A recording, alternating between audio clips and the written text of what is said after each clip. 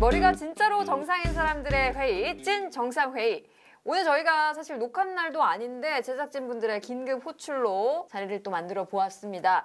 왜냐? 바로바로 오늘부터 시작이 되죠. 이틀 동안 4.7 재보궐선거 투표, 사전투표가 시작이 되는데요. 자, 그래서 오늘은 4.7 재보궐선거 특집으로 4.7 보궐선거 이후의 전국에 대한 이야기 좀 나눠보려고 합니다. 저희 또 첫 출연에 발목을 잡히신 두 분과 함께 이야기를 나눠보려고 하는데요. 유용화 한국외대 초빙 교수님, 또 현규택 변호사님 자리해 주셨습니다. 안녕하세요. 안녕하세요. 네, 안녕하세요. 반갑습니다. 네, 또 이렇게 급하게 두 분이 일어난 지 얼마 안 되셨나 봐요. 저요? 네. 저는 네. 아침 일찍 방송하고 차에서 네. 좀 누워서 조금 쉬고 있었어요. 그렇군요. 네. 근데 저희가 이 방송이 나가는 날이 이 결과가 나오는 또 네. 투표가 진행이 되는 하루 전날에 아마 나갈 예정이에요. 그래서 굉장히 궁금해지는데 녹화군요, 이게. 그렇죠, 그렇죠. 오늘부터 녹화일 기준으로 오늘부터 이제 사전 선거가 시작이 되거든요. 또 현재 뭐 4.7 서울시장 보궐선거가 블랙아웃 깜깜이 구간에 돌입한 상태입니다 이미. 일단 마지막 여론조사 결과를 좀 살펴보자면 국민의힘 오세훈 서울시장 후보가 더불어민주당 박영선 후보를 20%포인트 안팎으로 굉장히 크게 앞서고 있습니다. 계속 앞섰어요. 그렇죠. 네. 그게 신경 안 써도 근데 제가 보기에는 마지막까지. 오세훈 후보는 네. 참 거품이 많은 후보예요.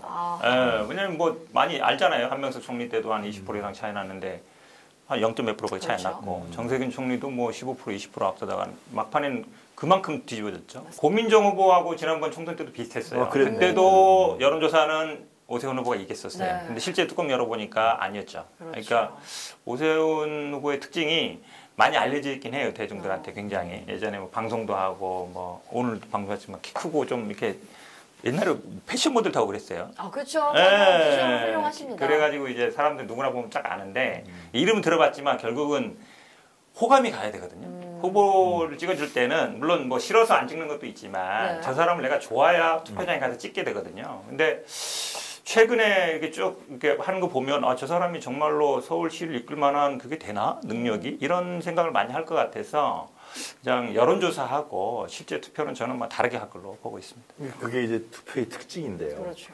지금까지 여론조사는 반사적 성격이 강한 거죠. 뭐 청년들이 네. 뭐 부동산 문제라든가 여러 가지 쌓였던 불만들 이런 부분들이 지금 민주당한테 표출되면서 에이씨 막 이러고 있단 말이죠. 그런 게 표출된 것인데 실제로 투표장에 갔을 때는 그래서 내가 오세훈을 찍어? 그건 좀 글쎄 찍어야 되나 말아야 네. 되나 이런 부분들의 선택의 시간들이 이제 다가오는 거죠. 그래서 이 투표 행위는 끝을 봐야 결과를 봐야 알 수 있다 이런 말이 있습니다. 네. 실제로 이제 부동산이 굉장히 이슈가 되고 있지만요. 서울 같은 경우 보면 자기 집을 가진 사람이 50%가 안 돼요. 한 40% 정도거든요. 그 다음에 사실은 장사하시는 분 중에 자기 가게 아닌 사람이 70%가 넘어요. 그렇죠. 자기가 아닌 게. 근데 어제 이제 용산 발언 같은 게 중요한 게요. 사실은 재개발이나 재건축을 하면 기존에 새 들어서 장사하던 분들은 거의 쫓겨나요. 그러면서 그게 용산 문제도 터진 거거든요. 그러니까 주인들, 건물 주인 입장에서는 새로 건물이 들어오고 커지고 이러면 오히려 이제 돈을 버는 구조지만 거기에 새 들어 살던 사람들은 거의 보상들이 못 받고 나간단 말이죠. 근데 그런 부분에 대해서 뭐 그 임차인들이 뭐 저항해서 그렇다라고 식으로 얘기한다 그러면 다시 그로 돌아간다는 얘기거든요. 재개발, 재건축을 활성화시켜서 어쨌든 그 뉴타운 광풍이 불었던 그런 거를 다시 자기가 하겠다. 이제 그런 의사를 표명한 거랑 마찬가지예요. 장사 지금 코로나 때문에 힘들기도 하지만 그래도 한 자리에서 오래 하면 거기 있는 게 최고의 그 사람한테는 혜택이라보다는 그렇죠. 제일 중요한 거예요. 그 자리에서 장사를 계속 하는 거. 그런 사람들 그냥 다 내보내겠다. 그런 거 문제 없다라고 말한 거나 마찬가지예요. 제가 어제 말한. 또 중앙일보가 같은 기간 여론조사 업체 입소스에 의뢰해서 여론조사를 한 번 더 실시를 했는데 오 후보를 뽑겠다라는 응답자가 50.4%, 또 박 후보를 뽑겠다라는 응답자가 35.7%였습니다. 뭐 역시 뭐 14.7%포인트 차이가 나긴 나는데 근데 여기에서 주목을 해야 될 거는 13.5% 정도가 지지율을 바꿀 수도 있다. 이런 결과를 좀 보였거든요. 이런 변수 왜 나타난다고 보여지나요? 그러니까 이분들은 이제 그러니까 부동층이다, 그렇죠. 무당파다 이렇게 되는데 이분들이 이제 지금 부동산 문제라든가 반사적 성격이 네. 강한 거죠. 아주 현재 상태라든가 정치라든가 현 정부라든가 민주당에 대한 불만. 그래서 여론조사가 들어왔을 때는 난 싫으니까 민주당 싫으니까 오세훈 좋아 이렇게 했는데 아까 말씀드린 것 같이 막판에 가다 보면은 야 진짜 아까 용산 참사 얘기도 나오죠. 내곡동 문제죠. 네. 이러한 정직하지 않은 후보 아니야. 그리고 이 과거로 돌아가는 거 아니야. 특히 무상급식 문제까지 있어요. 그런 부분들이 이제 복합적으로 작용해서 투표장에 들어가기 전에 큰일 난다. 지금은 다시 또 돌아간다. 뭐 이런 생각을 하실 수 있는 분들이 있다라는 거죠. 네. 그래서 박영선 후보가 너무 열심히 뛰잖아요. 진짜 열심히 뛰잖아요. 여론조사 이렇게 벌어지고 있다는데 야 안타까워. 나 박영선 후보 그래도 막판에 가서 찍어야 되지 않아? 네. 뭐 이런 생각으로 볼 수도 있는 가능성이 상당히 있다. 제가 봐도 좀 그런 면이 있는 것 같아요. 왜냐하면 사실 어제 오늘 그 어제 방송에서는 뭐가 나왔냐면 그날 사실은 측량할 때 오 후보 측에서는 뭐 우리 큰처남 그 교수가 갔다 경희대 교수가 갔다 그렇죠. 그 얘기했는데 어제 방송에 그런 게 나왔죠. KBS에서 그분은 계속 오후 내내 그 경희대 행사에 있었다. 네. 오기가 어려운 굴이었단 말이죠. 그 생태탕 주인집하고 아들이 네. 그때 똑바로 봤다. 그렇죠. 그리고 오히려 시간도 보니까 이제 12시 넘어서 1시쯤에 봤다. 그리고 오히려 그 경제학인이 내가 지금 그때 당시에 이제 네. 그러니까 의원님, 오 후보님 모시고 왔으니까 잘해달라고 식당 주인한테 얘기했다. 그런 말까지 했다는 거예요. 그리고 뭐 지금 공통적인 게 흰바지. 네. 오늘 더 나온 게 있죠. 신발이 페라가모였더라. 그러니까요. 까지 나온 거라서 사실 이 정도는 안 보고 말할 수 있는 내용이 아니에요. 그래서 너무 디테일하게 그쵸. 기억을 하고 계시거든요. 그 식당 주인도 보니까 그 경제학인이 다음에 와서 내가 그렇게 큰 사람 모시고 왔다, 큰 인물 모시고 왔다 이랬더니 식당 주인이 그랬다는 거 아니에요. 손님을 많이 데리고 와야지. 뭐 이렇게 유명한 사람 한 명 데리고 왔다고 그 손님 많이 끌고 온 거 아니다 이 얘기했다는 거 보면 지금 뭐 측량했다는 팀장이나 아니면 그 당시 경작했던 사람이나 식당 주인이나 사실 어찌 보면 뭐 빼박이죠 이거는. 그렇죠. 제가 보기엔 빼박이에요. 그 거짓말, 만약에 그 사람들이 거짓말을 했다. 네네. 그것이 만약에 관계 법령에 어떤 게 저촉되나요? 그 사람들? 네. 그 사람도 문제 되죠. 왜냐하면 일반적일 경우에는 우리가 명예훼손이다 아니다 하는데 네. 선거 과정에서 선거를 당선시키게 하거나 낙선시키게 하려고 할 때는 그게 선거법으로 넘어가는 그럼 거거든요. 오세훈 빨리 고발해야 될 거 아니에요? 왜 안 근데 해요? 그 사람들은 안 하고 이제 네. 방송국만 했죠. 왜냐하면 그 경작자도 나를 고발해라 그랬는데 네. 왜냐면 그 고발했다가 나중에 이제 무고도 될 수 있으니까 오히려 그 경작자라든지 이런 사람들은 안 하고 KBS 방송 뭐 그 제작자들만 한 거죠. 그러니까 뭐 본인들이 자기가 결백하다 하면 빨리 그 고발해야 돼요. 그렇죠. 원칙적으로 보면은 이렇게 자신이 없는 거죠. 지금 계속 뭐 기억에 기억을- 겸허해야 된다 그랬나요? 기억을 좋아한다 그랬나? 겸허해야 된다 겸허해야 그래서 된다. 네, 아니 저는 이 그 겸허라는 말을 네. 차라리 뭐 용산 같은 데 썼으면 제가 보기에 내가 어쨌든 뭐 죄송하다든지 겸허하게 한다 됐어야 되는데 엉뚱한 데 쓴 거죠 사실은. 기억 앞에서는 참 겸손해야 된다고 생각을 하고요. 그것도 기억이 안 나십니까? 전혀 기억이 안 나죠. 정확하게는 기억 앞에 겸손해야 된다. 겸손해야 라고 된다. 얘기를 했다고 합니다. 나중에 오세훈 후보도 저기 변호사잖아요. 네. 이게 나중에 이제 법적으로 갈 걸 아는 거예요. 아. 이미 고발돼 있잖아요. 고발돼 있기 때문에 처음에는 뭐 존재도 모르고 뭐 위치도 모른다 그랬는데 이제 그거를 이제 서서히 바꿔야 되는데 처음부터 확 바꿔버리면 너무 티나니까 거짓말한 게. 그러니까 이제 슬슬 이제 빠져나갈 틈을 만드는 거죠. 네. 그러다가 뭐 그게 뭐 중요하냐. 네. 핵심적인 게 아니다라고 얘기하면서 본질은 그게 아니라 뭐 막 한 대까지 갖고 왔잖아요. 사실 저는 이렇게 거짓말 논란에 한두 개도 아니고 1, 2, 3, 4, 5까지 나온 것 같은데 이렇게 오세훈 후보가 하는 이유를 잘 모르겠어요. 이게 36억 셀프 보상 때문에 이러느냐. 난 뭔가 좀 더 다른 게이트가 있겠다는 생각 막 근데 들어요. 이제 기본적으로 뭔가 더 큰 게 있다. 거기에 만약에 뭔가 가서 이제. 측량을 하고 이러면 저도 누누이 말씀드리면 예를 들어서 내가 만약에 집사람이 보상받을 게 지분이 4억 정도 된다 치워요. 그럼 측량에 가면 네. 저기 몇 평일지 얼마나 보상 나올지 궁금하지 않겠어요? 궁금하죠. 궁금하죠. 돈이 아무리 많은 깨알같이 사람이면 측량을 내 앞에 해야죠. 떨어지는 게 4, 5억인데 네. 궁금 안 할 수가 없잖아요. 근데 갔으면 그러면 그 땅이라든지 가치가 얼마든지 알게 된단 말이죠. 근데 그 후에 계속 사업 추진하고 결국은 본인 시장일 때 그 돈이 들어왔잖아요. 그러면 뭔 말이에요. 어쨌든 내가 가서 면적도 확실히 알았고 그럼 내 계산해 봤어요. 집에 와가지고 내 지분이 얼마네? 이 돈으로 뭐 하지? 생각해 봤을 거란 말이에요. 그러면 어떻게든 돈이 빨리 나오면 좋잖아요. 그럼 많이 나오면 좋은 것이고 그 생각을 안 할 수가 없기 때문에 그거를 측량하러 갔다고 인정하는 순간 그게 다 이게 줄줄이 다 연결이 되는 거죠. 아니 왜 자꾸만 거짓말 논란에 1, 2, 3, 4, 5까지 휩싸이냐 이거예요.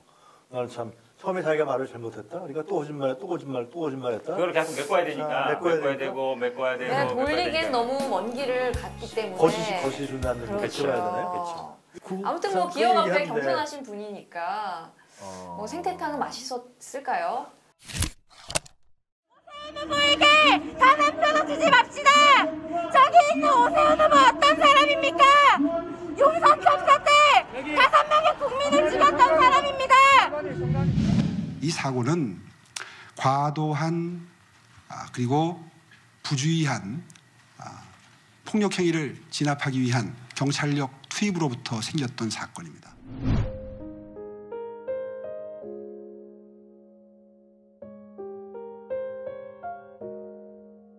오세훈 후보가 아직도 과거에 그런 그 기득권 세력에 대해서 자기 자신이 옹호하고 펼쳤던 시정 정책 이런 부분들의 사고가 아직도 뿌리고 있다. 무상급식 문제도 그렇게 얘기했었고. 제가 봐도 그래요. 왜냐면 10년 전하고 바뀐 게 하나도 없어요. 네. 굉장히 어찌 보면 10년 전에 그때 당시에도 본인이 이 무상급식 투표를 하면서 약간 보수의 지지를 얻어서 대권으로 가거나 이제 그걸 목표로 던진 거였거든요. 그 당시에 뭐 몇십만 명이 서명했다 그러지만 그분들이 어찌 보면 지금 뿌리가 조금 이제 태극기 세력이라 할 수 있는데 지금도 제가 보기에는 지금 이 용산 참사에 대한 발언이나 그 지난번에 이제 중증 환자 얘기했던 것들이나 보면 하나도 안 변했다. 네. 아주 이제 극우적인 시각을 드러내고 있다고 봐요. 특히 그때도 보면 무상급식 때 그거를 시장직을 던질 만은 했나 이 생각을 하잖아요. 근데 지금도 보면 내가 뭐 이익만 봤으면 뭐 정계 은퇴한다. 그다음에 뭐 증언 나오면 뭐 사퇴하겠다. 기본적인 어떤 인성, 벼랑 걸 하나. 벼랑 끝 전술인 것 같아요. 아니 그냥 본인이 그냥 그 성격인 거죠. 성격 자체가 벼랑 끝 성격. 하나도 안 변한 거예요. 그냥 제가 보기에는. 사회적 약자에 대한 직간접적인 경험을 좀 해보지 못한 게 아닌가라는 아쉬움이 좀 큽니다. 이제 드디어 4.7 재보선 이후의 전국에 대한 이야기를 좀 나누어 보려고 합니다. 특히나 서울시는 각종 선거의 방향타를 쥐고 있다 해도 뭐 과언이 아니기 때문에 서울시장 선거 이후에 벌어질 일들 뭐 얘기 안 할 수가 없거든요. 자, 유 교수님, 네. 뭐 이번 선거 예. 뭐 여당 소속 광역단체장 문제로 촉발이 됐기 때문에 사실은 뭐 박 후보 쪽에서는 여러 가지로 부담스럽긴 할 것 같습니다. 그것도 대통령 임기 후반이고요. 이제 뭐 대선은 1년 앞두고 있고요. 서울시장, 부산시장, 보궐선거가 동시에 이루어지고 있다. 뭐 한국 정치사에서 경험해보지 못했던 일인 건 맞죠? 일단 이번 선거는 민주당한테 불리한 선거의 기본판 네. 자체가요. 지금 말씀하신 대로 대통령 임기 후반기에 벌어지잖아요. 그렇죠.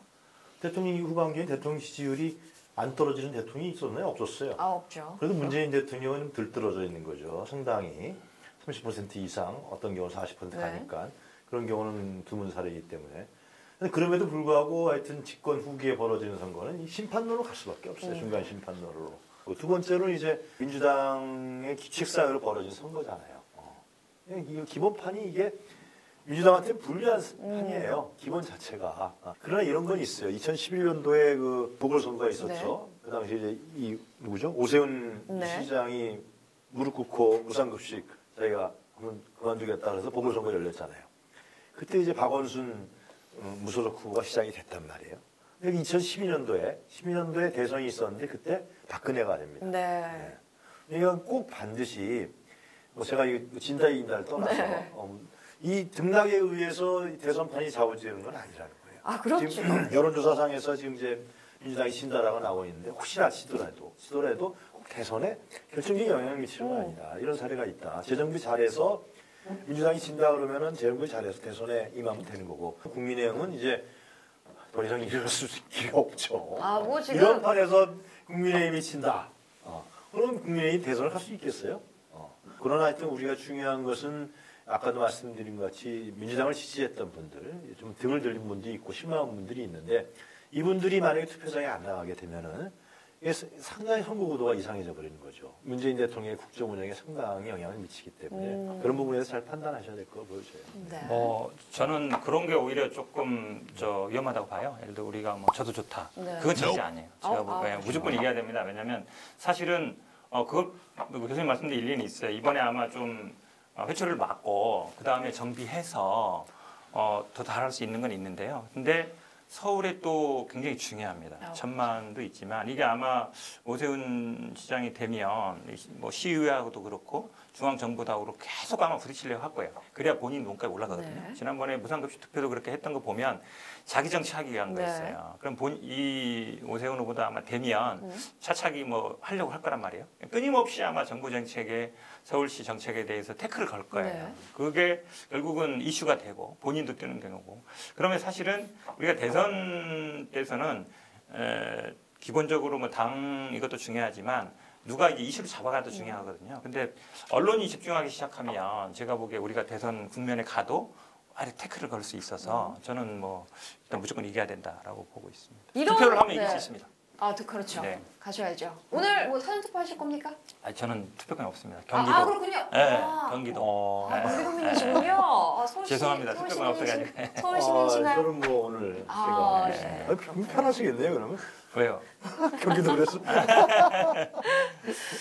네, 뭐 그냥 저는 시민의 한 사람으로서 과연 이 4월 이후에 이해 충돌 방지법이라든지 개혁 과제들이 어떻게 서울 시민들의 삶에 영향을 미칠까가 굉장히 궁금해지고요. 저도 역시 그래서 용산구민이거든요. 그러세요? 네, 녹화 후에 사전 투표하러 가도록 하겠습니다. 이렇게 경기도민이시니까 이제 서울 시민으로서 뭐 함께 손잡고 있다 갈까요? 서울 사람 투표하는데 같이 가면 안 돼요. 네, 알겠습니다. 저희가 아마 다음 편에서는 재보궐선거의 결과에 대한 이야기를 나눠볼 수 있을 것 같은데 결과에 대한 집중 분석해보는 시간 나눠보도록 하겠습니다. 저희도 뭐 마무리 함께 해야죠. 구독! 좋아요. 알림 설정 꼭 해주시고요. 여러분